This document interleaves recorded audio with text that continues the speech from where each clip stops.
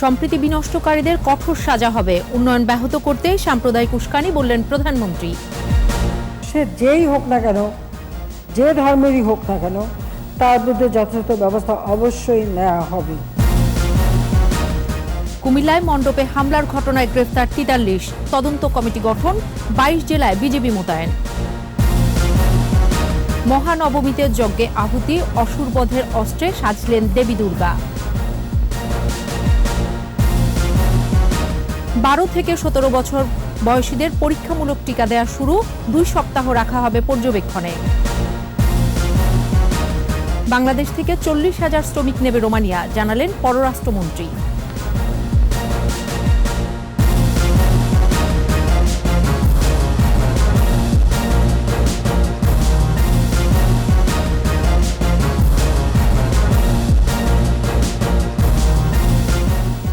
শুনছিলেন first security ইসলামী bank limited সংবাদ শিরোনাম। আমন্ত্রণ সন্ধ্যা ৭টার ২১ সংবাদে, সাথে আছি আমি সোনিয়া স্নিগ্ধা। দর্শক, ২১ টেলিভিশনের সংবাদ একই সাথে সরাসরি দেখতে পাবেন আমাদের ফেসবুক পেজ www.facebook.com/2124 অনলাইনে। এছাড়াও সংবাদে আরও থাকছে খাদ্যের স্বয়ংসম্পূর্ণতা অর্জনে ৬ শতাধিক নতুন জাত উদ্ভাবন কৃষি গবেষণা ইনস্টিটিউটের।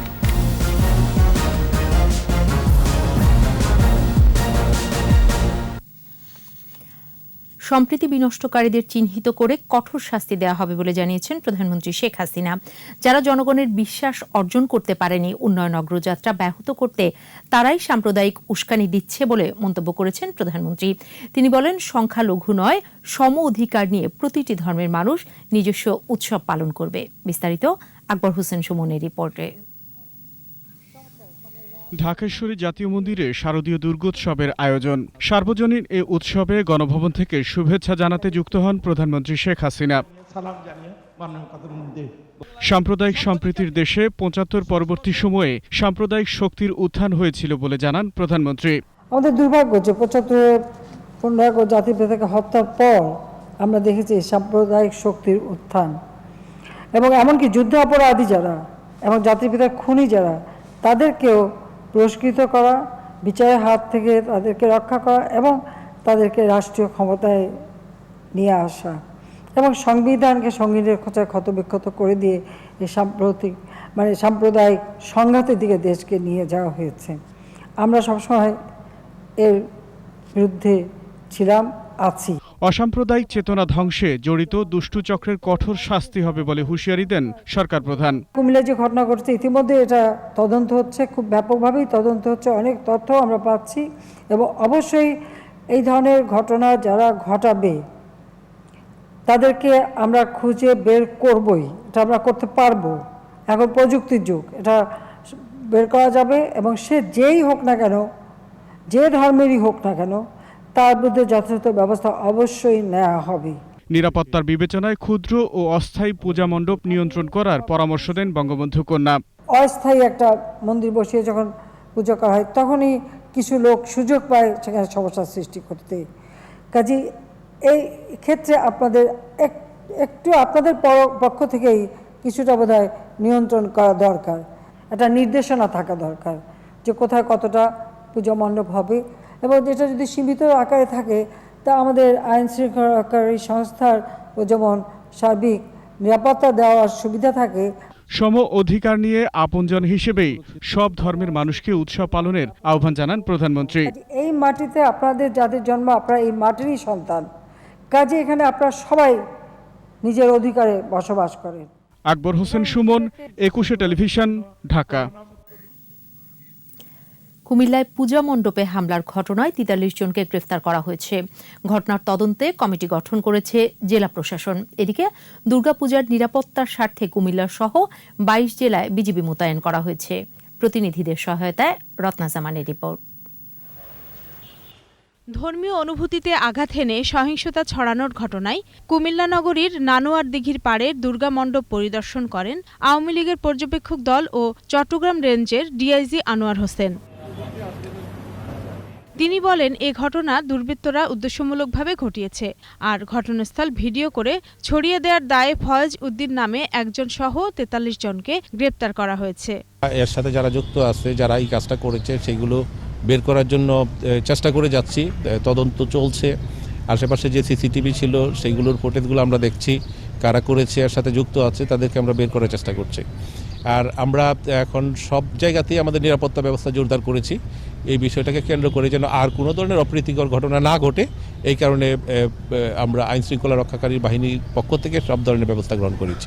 জাতীয় সংসদের হুইপ আবু সাইদ বলেন, দেশদ্রোহী চক্র দেশে অস্থিতিশীল পরিস্থিতি তৈরি করার চেষ্টা করছে। দেশ এগিয়ে চলছে, এই সময়ে দেশে একটি অস্থিতিশীল পরিবেশ সৃষ্টি করে দেশকে পিছিয়ে ফেলবার যে ষড়যন্ত্র, তারই অংশ হিসাবে কুমিল্লায় শান্তিপূর্ণভাবে হিন্দু ধর্মাবলম্বী ভাই বোনেরা তাদের পূজা উদযাপন করছিল। সেখানে রাতের অন্ধকারে কোরআন শরীফকে টেনে এনে একটি অস্থিতিশীল পরিস্থিতি সৃষ্টি করবার চক্রান্ত হয়েছে। এই ঘটনায় জেলা প্রশাসনের পক্ষ থেকে তদন্ত কমিটি গঠন করা হয়েছে।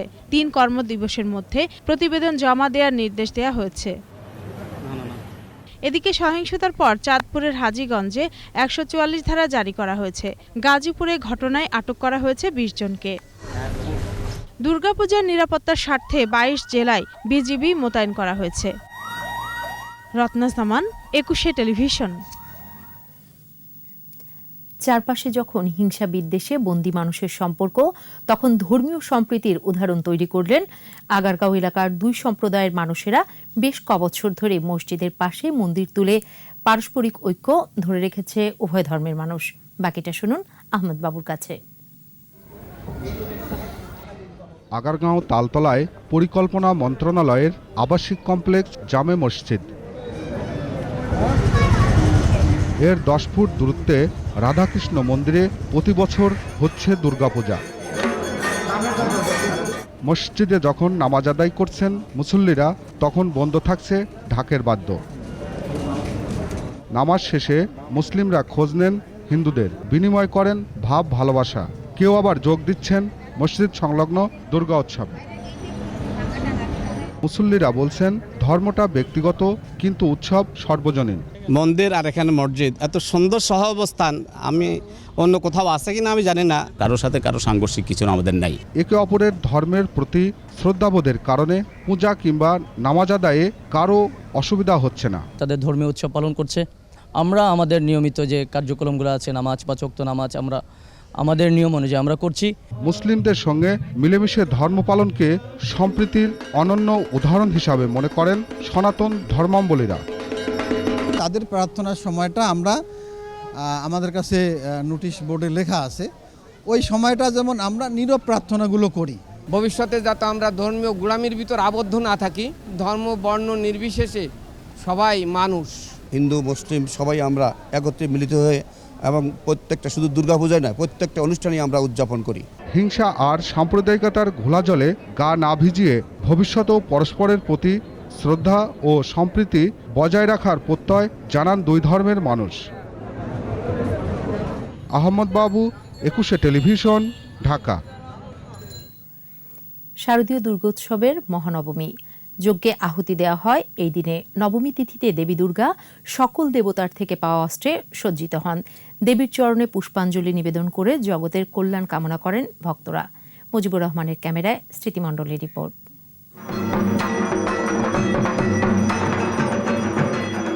দুর্গতিনাশিনী দেবী দুর্গার আরাধনায় ঢাকের বাদ্য, শঙ্খধ্বনি আর ভক্তের উলুধ্বনিতে মুখর মহানবমী তিথি। নবমীর প্রভাত মানে অশুভ শক্তি থেকে মুক্তি। কল্পারম্ভ ও বিহিত পূজা হয় শাস্ত্রীয় নিয়ম মেনে। শাপলা, শালুক ও নানা উপাচারের মাধ্যমে মহামায়ার পূজা হয় এই দিনে। পরে যজ্ঞে আহুতি দেয়া হয় মায়ের উদ্দেশ্যে। এই তিথিতে সকল দেবতার শক্তিতে সজ্জিত হন দুর্গতিনাশিনী। এই নবমীতে সকল দেবদেবী যারা আমাদের মা দুর্গাকে অস্ত্র দিয়ে সজ্জিত করেছেন, এই অস্ত্র সজ্জাটা তার পরিপূর্ণ হয় এবং এই অস্ত্র সজ্জার বলে তিনি বলীয়ান হয়ে আগামীকাল রাবণকে বধ করবেন এবং সুবিজয় নিশ্চিত হবে। সকল শক্তির উৎস আনন্দময়ী মায়ের কাছে নত হন ভক্তরা। অঞ্জলি নিবেদন করে প্রাণের আকুতি জানান সবটুকু ভক্তি দিয়ে। করোনার মহামারী, সেই সাথে আমাদের যে অসাম্প্রদায়িকতার যে অসুর, সেইটা যেন মা দূর করে। সব অসত্য, সব অন্যায়কে হারিয়ে সামনের দিকে এগিয়ে যেতে পারি সত্যের সাথে, ন্যায়ের সাথে, আলোর পথে। ভালো লাগাটাও থাকে যে ফেস্টিভিটিটা অ্যাকচুয়ালি শেষ হয়ে আসছে, আবার অ্যাট দ্য সেম টাইম একটা মন খারাপও থাকে আমাদের যে আবার একটা বছর অপেক্ষা করতে হবে এই দিনটার জন্য। ভোটে আসলে সব তছনছ করে দিয়ে যায়, তবে তছনছ কাদেরকে করবে? যত অশুভ শক্তি আছে তাদেরকে তছনছ করবে, শুভ শক্তির উদয় করবে। আমার পূজাতে নাচতে ভালো লাগে আর মায়ের আরতি করতে ভালো লাগে। দুর্গতিনাশিনী দেবী দুর্গা এবার মর্তে এসেছেন ঘোড়ায় চড়ে। বিজয়া দশমীতে কৈলাসের উদ্দেশ্যে যাত্রা করবেন দোলায়। আর একদিন পরে মা ফিরে যাবেন কৈলাসে। ভক্তদের মাঝে বিষাদের সুর, তবে মা আবার আসবেন। মায়ের আশীর্বাদে করোনা অতিমারি সহ সকল অশুভ শক্তির বিনাশ আর শুভ শক্তির প্রতিষ্ঠিত হবে এই পৃথিবীতে, এমন প্রত্যাশা ভক্তদের। স্মৃতি মণ্ডল, একুশে টেলিভিশন, ঢাকা। পরীক্ষামূলকভাবে 12 থেকে 17 বছর বয়সী শিক্ষার্থীদের করোনার টিকা দেওয়া শুরু হয়েছে। মানিকগঞ্জ কর্নেল মালিক মেডিকেল কলেজ হাসপাতালে কর্মসূচির উদ্বোধন করেন স্বাস্থ্যমন্ত্রী জাহিদ মালিক। বলেন, সরকারের লক্ষ্য 1 কোটি শিশুকে টিকার আওতায় আনা। প্রাথমিকভাবে 30 লাখ শিশুকে টিকা দেওয়া হবে। মানিকগঞ্জ প্রতিনিধি সাব্বির ইসলামের রিপোর্ট, জানাচ্ছেন মাসুম আলিসা। মানিকগঞ্জে বালক উচ্চ বিদ্যালয় 50, মানিকগঞ্জ এসকে বালিকা উচ্চ বিদ্যালয় 50, কর্নেল মালিক উচ্চ বিদ্যালয়ের 10 জন এবং জাতির পিতা বঙ্গবন্ধু শেখ মুজিবুর রহমান উচ্চ বিদ্যালয়ের 10 জন সহ 120 জন মাধ্যমিক শিক্ষার্থীকে দেয়া হলো করোনা টিকার প্রথম ডোজ। কর্মসূচির উদ্বোধন করে স্বাস্থ্যমন্ত্রী বলেন, 60 লাখ ডোজ টিকা মজুত আছে, তাতে 30 লাখ শিশুকে টিকার আওতায় আনা যাবে। প্রধানমন্ত্রী শেখ হাসিনার স্বপ্ন ছিল যে বাংলাদেশের প্রতিটি মানুষকে টিকা দেওয়া। আমরা সারা দেশে প্রায় 21টি জায়গায় টিকা কর্মসূচি শুরু করব এবং ঢাকা শহরে একটা বড় অনুষ্ঠানের মাধ্যমেও টিকা কর্মসূচি শুরু হয়ে যাবে। প্রাথমিকভাবে প্রায় 30 লক্ষ ছেলে মেয়েদেরকে টিকা দিব। প্রথমবার টিকা দিতে পেরে উচ্ছ্বাস প্রকাশ করেছে শিক্ষার্থীরা। টিকা নেওয়ার আগে গতকাল পর্যন্ত আমি একটু ভয়ে ছিলাম যে কেমন হবে বা কিরকম লাগবে। টিকা নিয়েছি, খারাপ লাগছে না। এখন আমরা ঠিকঠাক ক্লাস করতে পারবো, আর চাই সবাই যেন এই টিকা গ্রহণ করে। টিকা নিয়েছি, এর জন্য মাননীয় প্রধানমন্ত্রীকে আমার ধন্যবাদ জানাচ্ছি। টিকা নেওয়ার পর মনে সব ভয় দূর হয়ে গেছে। প্রাথমিকভাবে টিকা দেওয়া শিক্ষার্থীদের 10 থেকে 14 দিন পর্যন্ত পর্যবেক্ষণে রাখা হবে। মাসুম আলিসা, একুশে টেলিভিশন। করোনায় দেশে দৈনিক মৃত্যুর সংখ্যা 10-এর নিচে নেমেছে। 24 ঘন্টায় মারা গেছে 7 জন। শনাক্ত সংখ্যা এবং হারও আগের দিনের তুলনায় কমেছে। স্বাস্থ্য অধিদপ্তরের তথ্য অনুযায়ী 24 ঘন্টায় 21,568 নমুনা পরীক্ষায় শনাক্ত 466 জন। এ পর্যন্ত মোট শনাক্ত 15,64,485 জন। অন্যদিকে মারা যাওয়া 7 জনের মধ্যে 3 জন ঢাকায়, 2 জন চট্টগ্রামে এবং খুলনা ও বরিশালে 1 জন করে। এ পর্যন্ত মোট মারা গেছে 27,737। মৃত্যু হার আগের দিনের মতো 1.77% থাকলেও সংক্রমণ হার 0.18% কমেছে।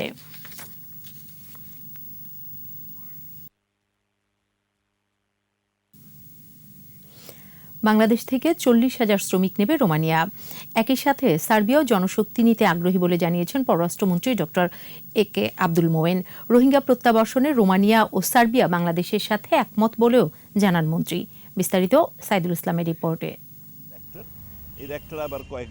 ইউরোপের রোমানিয়া ও সার্বিয়া সহ 3 দেশে সফর শেষে পররাষ্ট্রমন্ত্রীর সংবাদ সম্মেলন। অনেক ক্ষেত্রে ঐতিহাসিক। রোমানিয়া সফরকে ঐতিহাসিক উল্লেখ করে পররাষ্ট্রমন্ত্রী বলেন, দেশটি বাংলাদেশ থেকে প্রায় 40,000 নির্মাণ শ্রমিক সহ বিভিন্ন ক্ষেত্রে দক্ষ জনশক্তি নিতে আগ্রহী। একই সাথে সার্বিয়ায়ও বেশ কিছু শ্রমিক নেয়ার কথা জানান তিনি। দানিউবের পাশে ডাউনটাউনটাকে তারা প্রায় $20+ বিলিয়ন প্রজেক্ট হাতে নিয়েছেন, কিন্তু ওয়ার্কারের অভাব, প্লামারের অভাব, ইলেকট্রিশিয়ানের অভাব, তো এগুলোর জন্য তারা দরকার। দে আর অলসো লুকিং ফর, এটা আমাদের জন্য একটা বেশ ভালো ম্যাচ হবে। রোহিঙ্গা ইস্যুতে রোমানিয়া ও সার্বিয়া বাংলাদেশের পাশে থাকবে বলেও জানান পররাষ্ট্রমন্ত্রী। তারা মনে করে যে এইটা they should go back for a better future, so it is time for Myanmar to repatriate. আর তারা যেহেতু রাজি হয়েছে, the better they do it better. তবে ওরা বললো যে আমরা এই ব্যাপারে তোমাদের যত ধরনের সাহায্য সহযোগিতা আমরা করব। জলবায়ু সম্মেলনে যোগ দিতে ৩১ অক্টোবর প্রধানমন্ত্রী শেখ হাসিনা লন্ডন যাওয়ার কথা জানান পররাষ্ট্রমন্ত্রী। বলেন এরপর ৯ নভেম্বর ইউনিসেফের উদ্যোগে প্যারিসে Bangabandhu Sheikh Mujib creative award in economy প্রদান করবেন বঙ্গবন্ধু কন্যা। ব্রিটিশ প্রাইম মিনিস্টার এবং বাংলাদেশের প্রাইম মিনিস্টার একটা bilateral at the 10 Downing street আমরা এই পর্যায়ে কাজ করতেছি। সাইদুল ইসলাম, ২১ টেলিভিশন, ঢাকা। নিচ্ছি সংবাদ বিরতি, যখন ফিরছি তখন অন্যান্য খবরের সঙ্গে আরও থাকবে। ১০০৭ ইউপি ও ১০ পৌরসভায় নির্বাচন ২৮ নভেম্বর, ৩১ ইউনিয়নে ইভিএমে ভোট। লাইসেন্সের জন্য বিআরটিএতে ঘুরছেন প্রায় ১২ লাখ মানুষ, আঙুলের ছাপ নিতে দীর্ঘসূত্রিতা দুর্ভোগ। আবারও আমন্ত্রণ সন্ধ্যা ৭টার ২১ সংবাদে। সাম্প্রদায়িক উস্কানির বিরুদ্ধে সচেতন থাকার আহ্বান জানিয়েছেন আওয়ামী লীগ সাধারণ সম্পাদক ওবায়দুল কাদের। কুমিল্লার মন্দিরে হামলা রাজনৈতিক উদ্দেশ্য প্রণোদিত বলে মন্তব্য করেছেন তথ্য ও সম্প্রচার মন্ত্রী ড হাসান মাহমুদ। আর স্বরাষ্ট্রমন্ত্রী আসাদুজ্জামান খান কামাল বলেছেন, যারা গুজব ছড়াচ্ছে তাদের আইনের আওতায় আনা হবে। মাহমুদ হাসানের রিপোর্ট। রাজধানীর রামকৃষ্ণ মিশনে পূজা মণ্ডপ পরিদর্শন করেন আওয়ামী লীগ সাধারণ সম্পাদক ওবায়দুল কাদের। পরে কুমিল্লায় পূজা মণ্ডপে হামলার বিষয় বলেন, দেশের উন্নয়নে একটি মহলের গাত্রদাহ হচ্ছে, তারাই এই অপকৌশল চালাচ্ছে। জাতীয় নির্বাচনকে সামনে রেখে এ অশুভ অপশক্তি, উগ্র সাম্প্রদায়িক গোষ্ঠী, এরাই আজকে কুমিল্লার ঘটনা সহ এইসব ঘটনার সাথে জড়িত। এদিকে সচিবালয়ে কুমিল্লার হামলার প্রসঙ্গে কথা বলেন তথ্য ও সম্প্রচার মন্ত্রী ড হাসান মাহমুদ। বলেন, এই হামলা রাজনৈতিক উদ্দেশ্য প্রণোদিত। একটি মহল সবসময় গুজব রটনার কাজে লিপ্ত, গুজব রটিয়ে সামাজিক যোগাযোগ মাধ্যম ব্যবহার করে দেশের সম্প্রীতি শান্তি বিনষ্ট করার অপকর্মে সবসময় লিপ্ত। উদ্দেশ্য প্রণোদিত এই ঘটনায় জড়িত কয়েকজনকে শনাক্ত করা হয়েছে এবং দ্রুত জড়িতদের গ্রেফতার করা হবে বলে জানিয়েছেন স্বরাষ্ট্রমন্ত্রী। এই ঘটনায় যারা জড়িত তাদেরকে অবশ্যই আমরা খুঁজে বের করব। কয়েকজনকে আমরা চিহ্নিত করেছি, খুব শীঘ্রই তাদেরকে আমরা অ্যারেস্ট করতে সক্ষম হব। কুষ্টিয়ায় আওয়ামী লীগ যুগ্ম সাধারণ সম্পাদক মাহবুবুল আলম হানিফ বলেছেন, যারা দেশকে অস্থিতিশীল করতে চায় তাদের কঠোর হাতে দমন করা হবে। বিএনপি জামাত জোট এদেরই ইন্ধনে এই ঘটনা ঘটানো হয়েছে এবং এই ঘটনা ঘটিয়েই কিন্তু সারা বাংলাদেশে যারা চেষ্টা করছে যে একটা উস্কানিমূলক দিয়ে সমাজের মধ্যে বিশৃঙ্খল পরিস্থিতি সৃষ্টি করতে। যারা দেশের উন্নয়ন অগ্রগতিকে মেনে নিতে পারছে না তারাই বিশৃঙ্খলা সৃষ্টির চেষ্টা করছে বলেও জানান আওয়ামী লীগ নেতারা। কঠোর অবস্থানে থাকব। Mahmud Hasan, ২১ television, Dhaka. BNP chairperson Begum Khaleda জিয়ার শারীরিক অবস্থা নিয়ে চিকিৎসকরা চিন্তিত বলে জানালেন দলের মহাসচিব মির্জা ফখরুল ইসলাম আলমগীর। ঢাকা রিপোর্টার্স ইউনিটিতে আয়োজিত আলোচনায় মির্জা ফখরুল বলেন, খালেদা জিয়ার যে ধরনের চিকিৎসা দরকার তা এখানে দেয়া সম্ভব হচ্ছে না। উন্নত চিকিৎসার জন্য বিদেশে নেয়ার দাবিও করেন তিনি। বিভিন্ন মণ্ডপে হামলার নিন্দা জানিয়ে জড়িতদের বিরুদ্ধে ব্যবস্থা নেয়ার দাবি জানান মির্জা ফখরুল। আগামী জাতীয় নির্বাচন নির্দলীয় সরকারের অধীনে অনুষ্ঠানের দাবি জানিয়ে ফখরুল বলেন, নির্বাচন নিয়ে আর কোনো খেলা হতে দেওয়া হবে না। সার্চ কমিটি মানেই তো হচ্ছে যে তুমি যে লোকগুলোকে দিয়ে দিবা তোমার পছন্দ মতো, সেই লোকগুলোই তো সেই নির্বাচন কমিশন গঠন করবে। নির্বাচন খেলা আর হবে না। সত্যিকার অর্থেই একটা নিরপেক্ষ নির্বাচন যদি হয় তাহলে আগে সরকারকে সরে যেতে হবে, পদত্যাগ করতে হবে, একটা নিরপেক্ষ সরকারের হাতে ক্ষমতা হস্তান্তর করতে হবে এবং সেই নির্বাচনের ব্যবস্থা করতে হবে, পার্লামেন্ট গঠন করতে হবে। তৃতীয় ধাপে ১০ পৌরসভা ও ১০০৭টি ইউনিয়ন পরিষদে ভোট হবে ২৮ নভেম্বর। ১০ পৌরসভার সবকটিতে এবং ৩১টি ইউনিয়ন পরিষদের ভোট হবে ইভিএমে। মফিউর রহমানের রিপোর্ট। তৃতীয় ধাপে নির্বাচনের তফসিল ঘোষণা করেছে নির্বাচন কমিশন। ইসি বৈঠক শেষে সাংবাদিকদের তফসিল বিষয়ে বিস্তারিত জানান নির্বাচন কমিশন সচিব। ২৮ নভেম্বর ভোট হবে ১০৬০টি ইউনিয়ন পরিষদ ও ১০ জেলার ১০ পৌরসভায়। ইসি সচিব জানান, মনোনয়নপত্র দাখিলের শেষ তারিখ ২ নভেম্বর, মনোনয়নপত্র বাছাই ৪ নভেম্বর, প্রার্থিতা প্রত্যাহারের শেষ তারিখ ১১ নভেম্বর। মনোনয়নপত্র দাখিলের শেষ তারিখ ২ নভেম্বর ২০২১। মনোনয়নপত্র বাছাইয়ের তারিখ 4 নভেম্বর 2021।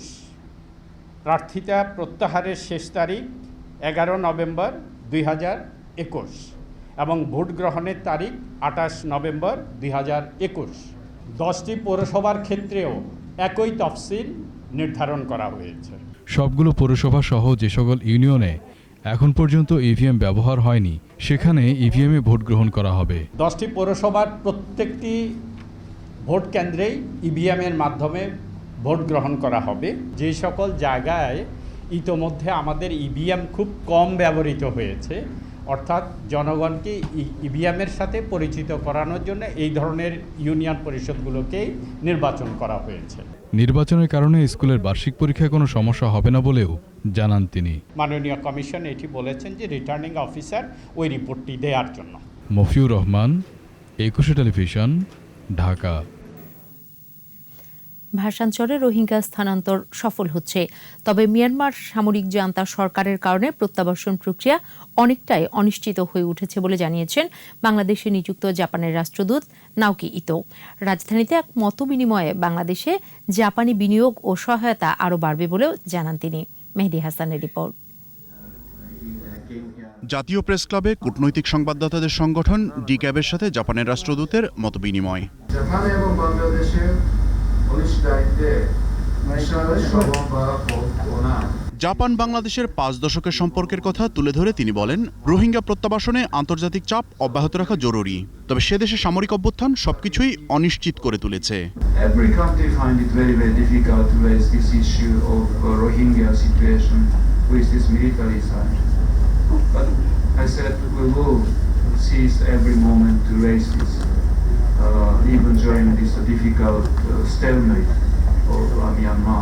বাংলাদেশে বিনিয়োগ ও ঋণ সহায়তায় অন্যতম বড় অংশীদার জাপান। আগামীতে এক্ষেত্রে আরও বড় সম্ভাবনা আছে উল্লেখ করে বিনিয়োগের পরিবেশ উন্নয়নে জোর দেওয়ার আহ্বান রাষ্ট্রদূতের।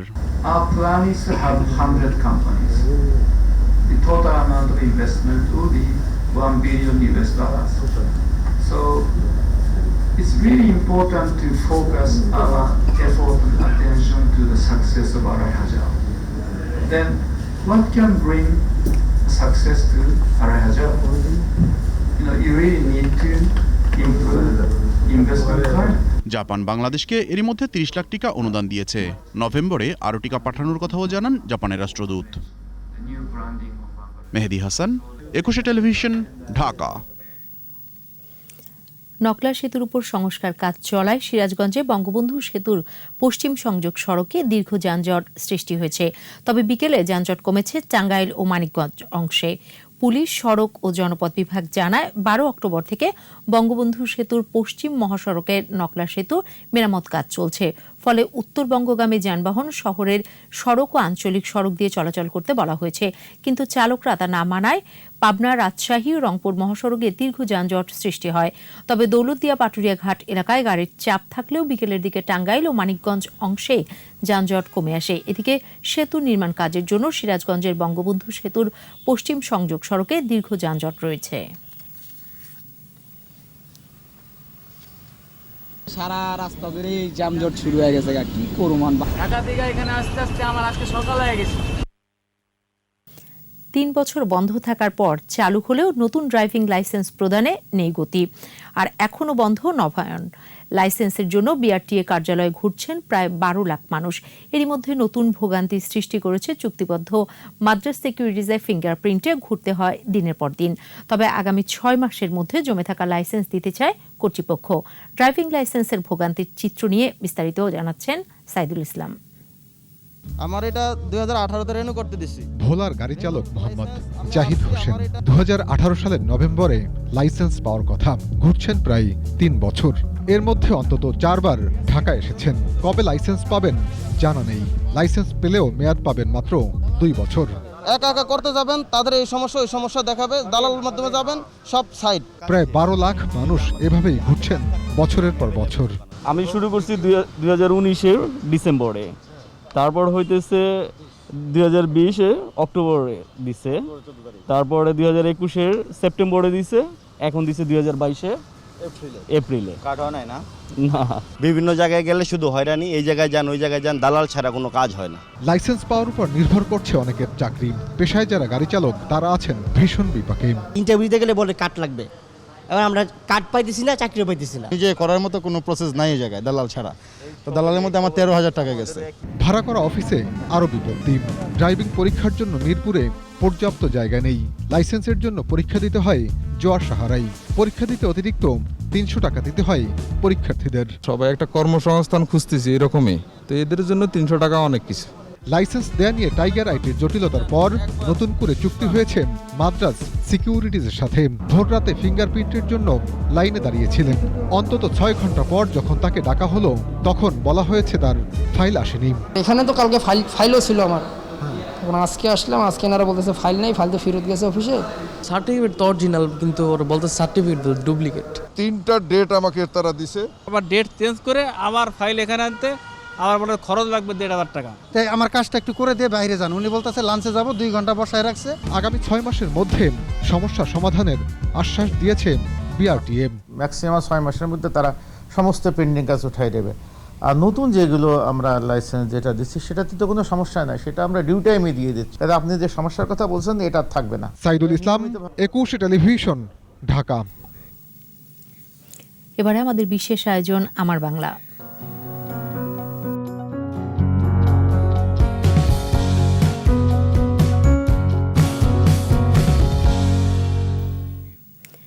দেশকে খাদ্যে স্বয়ংসম্পূর্ণ করতে 602টি ফসলের জাত ও 576টি প্রযুক্তি উদ্ভাবন করেছে গাজীপুরে বাংলাদেশ কৃষি গবেষণা ইনস্টিটিউট। করোনাকালে উদ্ভাবিত হয়েছে 41টি ফসলের জাত। এখানকার গবেষকরা ফসলের নতুন জাত উদ্ভাবন ও পরিচর্যার উপর নিয়মিত পরীক্ষা চালিয়ে যাচ্ছেন। গাজীপুর প্রতিনিধি অপূর্ব রায়ের রিপোর্ট, জানাচ্ছেন সমর ইসলাম। দানাদার ফসল, তৈলবীজ, ডাল, ফুল, ফল, সবজি, মশলা সহ বিভিন্ন জাতের ফসলের উন্নত জাত উদ্ভাবনে নিরলস কাজ করছেন এই কৃষি গবেষণা ইনস্টিটিউটের গবেষকরা। সেই সঙ্গে জলবায়ু পরিবর্তনজনিত সৃষ্ট ঝুঁকি মোকাবেলা, লবণাক্ততা, জলাবদ্ধতা ও তাপসহ প্রতিকূল পরিবেশ সহিষ্ণু ফসলের জাত উদ্ভাবনেও চলছে তাদের কার্যকর গবেষণা। এছাড়া বিভিন্ন ফসলের ক্ষতিকারক পোকামাকড় জৈব বালাইনাশকের মাধ্যমে পরিবেশ সম্মতভাবে দমন ব্যবস্থাপনা উদ্ভাবন এবং তা মাঠ পর্যায়ে কৃষকদের কাছে পৌঁছে দিতে কাজ করছে কীটতত্ত্ব বিভাগ। ফসল থেকে আমরা কীটনাশক নমুনা সংগ্রহ করে সেখানে কীটনাশকের অবশিষ্টাংশ কী পরিমাণে আছে বা থাকলেও সেটি গ্রহণযোগ্য মাত্রায় আছে কিনা, এবং পাশাপাশি আমাদের আরেকটি ল্যাব আছে, সেটা হচ্ছে IPM ল্যাব। সেখানে আমাদের জৈব বালাইনাশক কীভাবে আমরা মাঠ পর্যায়ে নিতে পারি সেই প্রযুক্তি উদ্ভাবনের লক্ষ্যে কাজ করে যাচ্ছি। টেকসই আধুনিক কৃষি ব্যবস্থার উন্নয়নে এই ইনস্টিটিউটে বিভিন্ন ফল ও ফসলের জাত সংরক্ষণের জন্য 1983 সালে জিন ব্যাংক প্রতিষ্ঠা করা হয়। আমাদের এখানে জিন ব্যাংক একটি আছে, সিড জিন ব্যাংক একটা আছে, ফিল্ড জিন ব্যাংক। সিড জিন ব্যাংকে আমাদের 11,188টি এটাকে লাইন বা অ্যাক্সেশন এটা আমাদের সংরক্ষণ করা আছে। ইনস্টিটিউটের মহাপরিচালক জানান, করোনাকালে এখানে 41টি নতুন ফসলের জাত উদ্ভাবন করা হয়েছে। ইতিমধ্যে আমরা চেষ্টা করছি কৃষক পর্যায়ে পৌঁছে দেওয়ার জন্য, বা ইতিমধ্যে অনেক জাত আমাদের ছিল যেটা অগ্রবর্তী লাইন হিসাবে কৃষকের হাতে ছিল, সেটা অলরেডি আমাদের যে উৎপাদনে ভূমিকা রাখছে। 1908 সালে ঢাকা ফার্ম নামে এই প্রতিষ্ঠানের যাত্রা শুরু হয়। এরপর 1976 সালে গাজীপুরে বাংলাদেশ কৃষি গবেষণা ইনস্টিটিউট স্বায়ত্তশাসিত প্রতিষ্ঠান হিসেবে প্রতিষ্ঠা লাভ করে। সমর ইসলাম, 21 টেলিভিশন। নিচ্ছি সংবাদ বিরতি। যখন ফিরছি তখন অন্যান্য খবরের সঙ্গে আরো থাকবে। নকল ও ভেজাল পণ্যে বাজার সয়লাব, ডিজিটাল পরিমাপেও কারসাজি, কালেভাদ্রে নিয়ন্ত্রক সংস্থার অভিযান। আবারও আমন্ত্রণ সন্ধ্যায় 7:21 সংবাদে। নকল ও ভেজাল পণ্যে বাজার সয়লাব, সেবার মানে ঘাটতি অনেক ক্ষেত্রে আছে, মাপে কম দেয়ার বিস্তর অভিযোগও। এসব নিয়ন্ত্রণে কালেভাদ্রে অভিযান পরিচালনা করে মান নিয়ন্ত্রক সংস্থা BSTI। তবে পরিস্থিতির খুব বেশি পরিবর্তন হয়েছে এমনটা মনে করেন না ভোক্তারা। তৌহিদুর রহমানের রিপোর্ট। ভেজাল ও নকল বিরোধী অভিযান, বিপুল পরিমাণ মানহীন প্রসাধনী, ভেজাল খাদ্য ও ওষুধ জব্দ, অতঃপর জেল জরিমানা। মান নিয়ন্ত্রণে বছর জুড়ে এমন অভিযান জরুরি বলে মনে করছেন ভোক্তারা। সেবা ও পণ্যের মান বাড়ানোর দাবি তাদের। পণ্যের মান নিয়ে এটা সম্পূর্ণ নির্ভর করে ব্যবসায়ীদের মানসিকতার উপর। এক একজন ব্যবসায়ী এক একটা, আপনাকে একটা হয়তো দেখাচ্ছে একটা, আরেকজন ডেলিভার করছে আরেকটা। শুধু গুণগত মান নয়, পণ্যের সঠিক ওজন নিশ্চিত করাও জরুরি। তবে ডিজিটাল পাল্লার ব্যবহার বাড়ায় ওজনে আগের চেয়ে কিছুটা বেড়েছে স্বচ্ছতা, যদিও এখানেও রয়েছে কারসাজির সুযোগ। কম বেশি হয় আর কি, যে দেখা গেছে 100 গ্রাম কম বেশি এরকম হয়। এটা আপনার কি যে আছে অল্প নিচ্ছি ভিতরে, আবার অনেকটা আছে যে এটা আছে একটু বেশি, তো এটা দুটোটাই 1 কেজি 1 কেজি 2 কেজি। ক্ষুদ্র ব্যবসায়ীরা বলছেন দাম কিছুটা বেশি বাড়ায় কিছু ক্ষেত্রে ক্রেতারাও মানহীন পণ্য খোঁজেন, তাই তাদেরও হতে হবে সচেতন। সবাই তো আর বেশি দামে কিনতে পারে না, মিক্স কম বেশ আছে, দুটোটাতে আছে। আখের গুড়, এটাও আখের গুড়, দেখা গেছে এটা একটু ভালো, এটার মধ্যে একটু চিনি থাকতে পারে, এটা বেশি 90 টাকা, ওটা 100 টাকা।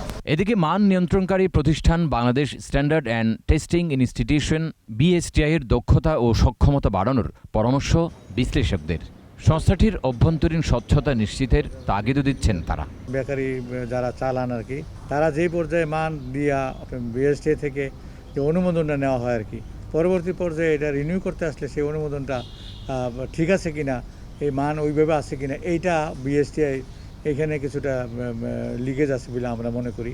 229 ধরনের পণ্যের বাধ্যতামূলক মান সনদ দিয়ে থাকে BSTI, যদিও সংস্থাটির সনদ থাকা সত্ত্বেও অনেক পণ্যের রপ্তানি আটকে যাওয়ার অভিযোগ আছে। তৌহিদুর রহমান, 21 টেলিভিশন, ঢাকা। এবারে সোশ্যাল ইসলামী ব্যাংক লিমিটেড বাণিজ্য সংবাদ।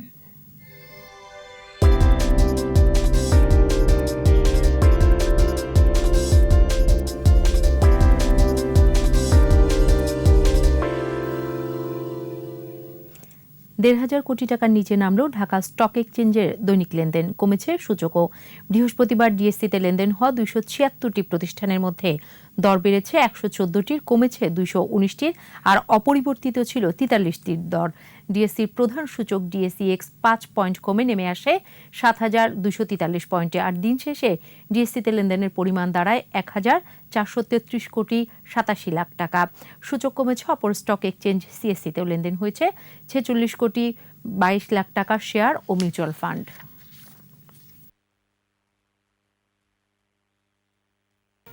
টি-20 বিশ্বকাপের শেষ প্রস্তুতি ম্যাচেও হারল বাংলাদেশ। আয়ারল্যান্ডের কাছে 33 রানে হেরেছে টাইগাররা।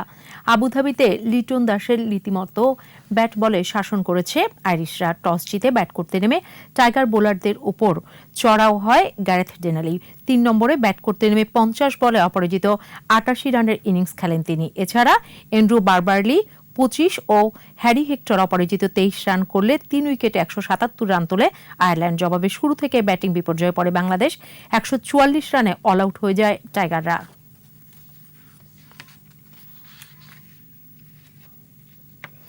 ব্যাটে বলে মনে রাখার মতো একটি বিশ্বকাপ খেলতে চান টাইগার পেসার সাইফুদ্দিন। শুধু বল হাতে নয়, দলের প্রয়োজনে মাঝে মধ্যে ব্যাট হাতেও জ্বলে ওঠেন মোহাম্মদ সাইফুদ্দিন। বাংলাদেশের এই নির্ভরযোগ্য খেলোয়াড় নিজের সেরাটা দিয়েই চেষ্টা করবেন বলে জানালেন। এবারই টি-20 বিশ্বকাপে প্রথম খেলবেন তিনি। তার মতে বিশ্বকাপে খেলার অনুভূতি সবসময় বিশেষ কিছু। নিজের প্রথম টি-20 বিশ্বকাপটি স্মরণীয় করে রাখতে চান এই পেসার অলরাউন্ডার। বোলিং ব্যাটিং দুটোই পাড়ার দলে অবদান রাখতে পারবেন বলে বিশ্বাস করেন মোহাম্মদ সাইফুদ্দিন। আর এরই সাথে শেষ করছি সন্ধ্যা 7টার 21 সংবাদ। যাবার আগে ফার্স্ট সিকিউরিটি ইসলামী ব্যাংক লিমিটেড সংবাদ শিরোনামগুলো আরও একবার। সম্প্রীতি বিনষ্টকারীদের কঠোর সাজা হবে, উন্নয়ন ব্যাহত করতে সাম্প্রদায়িক উস্কানি, বললেন প্রধানমন্ত্রী। কুমিল্লায় মণ্ডপে হামলার ঘটনায় গ্রেফতার 43, তদন্ত কমিটি গঠন, 22 জেলায় বিজিবি মোতায়েন। মহানবমীতে যজ্ঞে আহুতি, অসুরবধের অস্ত্রে সাজলেন দেবী দুর্গা। 12 থেকে 17 বছর বয়সীদের পরীক্ষামূলক টিকা দেয়া শুরু, 2 সপ্তাহ রাখা হবে পর্যবেক্ষণে। বাংলাদেশ থেকে 40,000 শ্রমিক নেবে রোমানিয়া, জানালেন পররাষ্ট্রমন্ত্রী।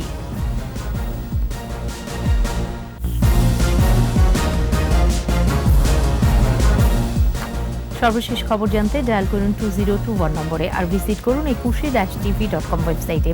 এছাড়া ফেসবুকে লগ অন করতে পারেন facebook.com/ekushe24 অনলাইনে। পরের সংবাদ রাত 9টায় দেখার আমন্ত্রণ রইল। স্বাস্থ্যবিধি মেনে চলুন, সুস্থ থাকুন।